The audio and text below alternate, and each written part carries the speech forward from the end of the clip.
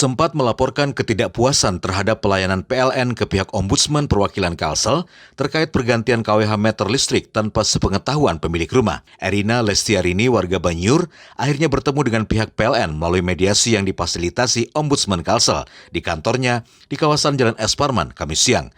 Pertemuan selama 2 jam itu berlangsung secara tertutup. Dari hasil mediasi, kedua belah pihak menandatangani kesepakatan berita acara, salah satunya solusi perbaikan dinding rumah yang berlubang. Ini merupakan tindak lanjut kami kaitannya dengan ada laporan mengenai penggantian KWH meter oleh pihak PT PLN, PLN Mapura. Nah, salah satu upaya yang bisa kami lakukan dalam penyelesaian laporan adalah melalui mediasi. Jadi hari ini tadi kami melakukan mediasi dengan mempertemukan pihak terlapor maupun pelapor. Alhamdulillah, kedua belah pihak hadir.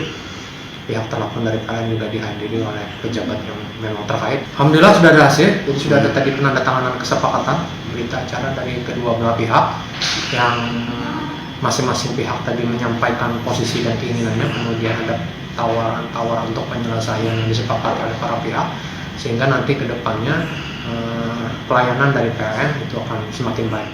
Ombudsman Perwakilan Kalsel berharap kejadian serupa tak terulang lagi sehingga masyarakat bisa lebih menikmati pelayanan PLN.